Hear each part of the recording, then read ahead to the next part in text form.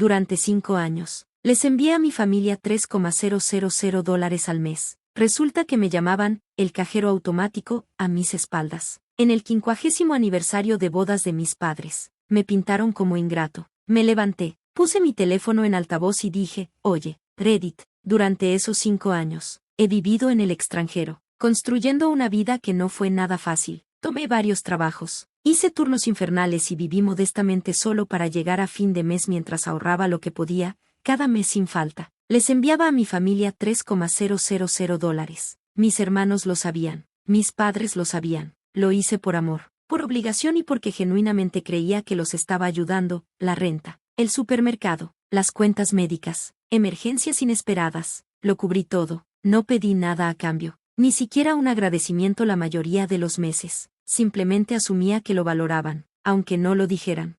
Pero con el tiempo empecé a sentir que algo andaba mal. Las llamadas de casa se volvieron más cortas, las conversaciones, superficiales. Cuando mencionaba la idea de visitarlos, el tono cambiaba, como si no les entusiasmara mucho. Lo atribuía al ajetreo de la vida, quizá lo imaginaba. Me repetía que familia es familia, y aunque no lo demostraran como esperaba, seguro les importaba.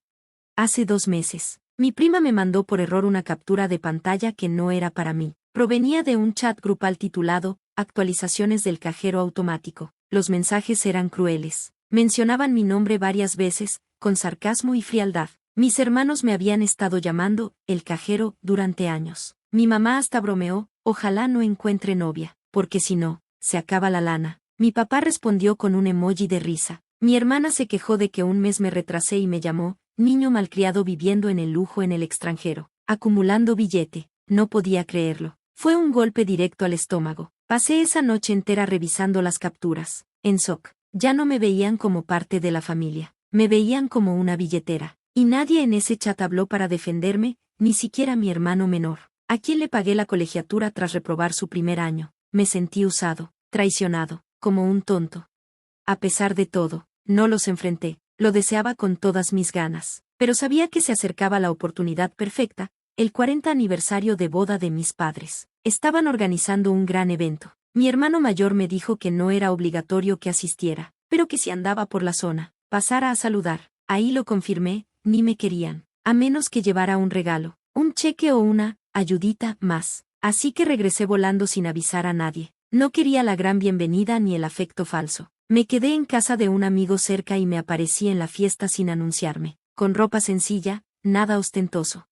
La celebración fue extravagante, sin duda financiada con parte del dinero que les mandé, comida de catering, decoraciones por doquier, banda en vivo. Observé a mis hermanos brindar y chocar copas. Me mantuve al margen, solo mirando. Al entrar, la gente soltó un «ah», de sorpresa, no de alegría. Algunos fingieron entusiasmo. Mi mamá me dio un abrazo incómodo. Mi papá se veía incómodo. Mi hermana le susurró algo a su esposo y puso los ojos en blanco. Eso habría bastado para darme la vuelta y marcharme, pero me quedé. Luego vinieron los discursos. Mi hermano mayor, siempre el más ruidoso y dramático, tomó el micrófono y se lanzó contra mí bajo la apariencia de un mensaje sentido. Dijo que yo siempre había sido el consentido, viviendo en el extranjero, disfrutando la buena vida, mientras ellos se quedaban en casa, sosteniendo todo. Comentó que no llamaba seguido y que tenía el descaro de creer que les hacía un favor al aportar algo de dinero. La gente se rió, algunos incómodos, otros cómplices. Mi mamá sonreía como si todo fuera un chiste, pero no lo era. Ese discurso no fue improvisado, fue calculado. Algo en mí estalló. Me paré, caminé al frente y saqué mi teléfono. La sala se quedó en silencio al instante. El corazón me latía a 1000, pero mis manos estaban firmes. Toqué el icono de altavoz y reproduje varias notas de voz y mensajes del chat, actualizaciones del cajero automático, que me habían reenviado. El silencio fue total. Un mensaje era de mi hermana quejándose de que si no enviaba a tiempo de nuevo, tendría que cancelar su cita en el salón. Otro era de mi mamá diciendo que no podía creer que no hubiera mandado extra para el aniversario, que qué tacaño resulté. El último era de mi papá riéndose de que probablemente lloraría si supiera que me llamaban cajero automático. Se escucharon jadeos, susurros. Nadie se atrevía a mirarme. Mi hermano intentó hablar, pero alcé la mano para callarlo. No estoy aquí para arruinar su celebración, dije. Estoy aquí porque necesitaba verlo con mis propios ojos. Durante 5 años, me partí el lomo para apoyar a todos ustedes. Me salté comidas. me perdí cumpleaños, perdí horas de sueño, ¿y así me lo pagan? Con chistes, mentiras y sonrisas falsas. Esto se acaba hoy. Y di media vuelta y salí. No volteé, ni esperé a que nadie viniera detrás. Los dejé con sus copas de vino y su silencio incómodo. La realidad de lo que habían hecho resonando tras de mí. Mi teléfono siguió reproduciendo los mensajes sobre la mesa cuando cerré la puerta. Pero eso no fue el final, ni de cerca. A la mañana siguiente, mi teléfono explotó, mensajes, buzón de voz, llamadas perdidas. Algunos eran disculpas, otros, reclamos, pero uno destacó por encima de todos, y venía de alguien que nunca imaginé. Ese mensaje lo cambió todo.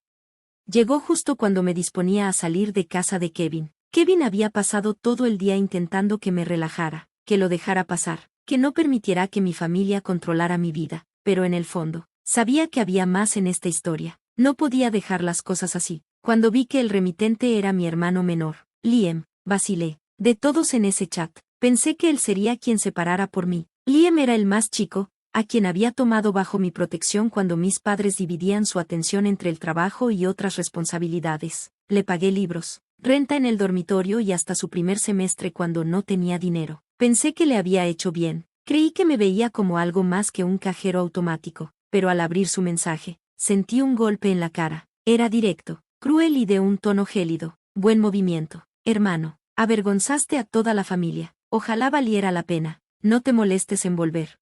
Me quedé viéndolo largo rato. Fue un puñetazo al estómago. Siempre vi a Liam como alguien que todavía me admiraba, que agradecía todo lo que hacía. Pero la verdad en sus palabras era innegable. No estaba molesto solo por la confrontación pública. Estaba enojado porque expuse lo que llevaban años haciéndome en privado. Se sentía más leal a la idea de la familia como un bloque unido que debía guardar silencio y mantener las apariencias, aun si eso significaba destruirme.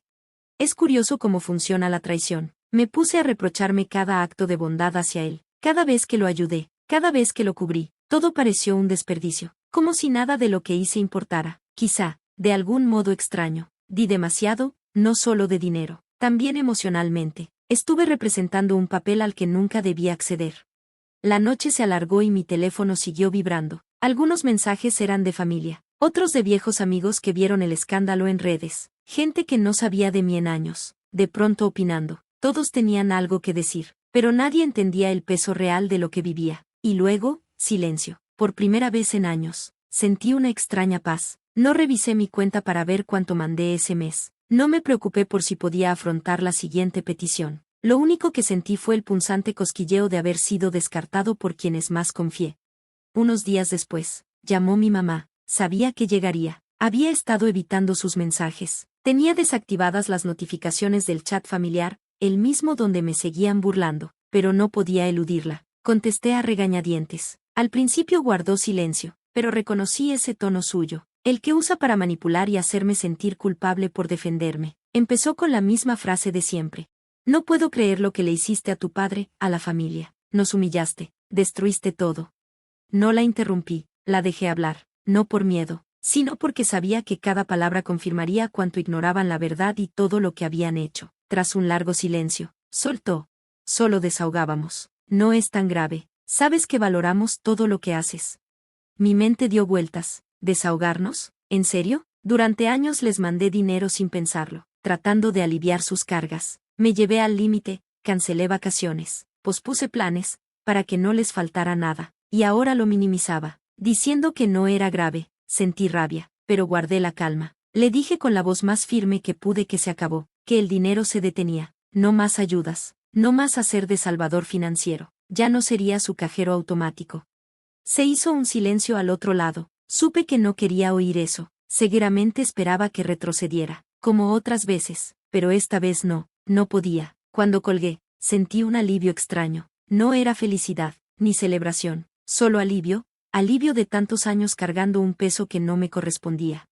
Pero ahí no terminó. Al día siguiente, los mensajes volvieron a llover. Mi hermano mayor, Michael, envió un extenso reproche sobre lo ingrato que era, sobre cómo había arruinado todo. Aseguró que, después de todos los sacrificios que habían hecho por mí, así pagaba, dándole la espalda a la familia. Sus palabras me dolieron más que las de cualquiera. Era como si hubiera olvidado todo lo que renuncié por ellos, lo lejos que me llevé para asegurarme de que estuvieran bien. Luego llegaron las manipulaciones emocionales. Mi hermana me escribió que sin mi apoyo iban a pasar por momentos muy duros, que tal vez tendrían que dejar la casa que amaban, que todo lo que hice durante años perdería sentido si dejaba de ayudar. Esas palabras me pesaron como un elefante, pero sabía que no eran reales. Sobrevivieron antes de que empezara a enviar dinero y sobrevivirían sin él. Lo que más me dolió fue el mensaje de mi papá, corto, frío: te arrepentirás algún día. Eso era todo. El mensaje que temía, el que intentaba culpabilizarme para que siguiera mandando dinero. No contesté, no hacía falta, la verdad ya estaba clara.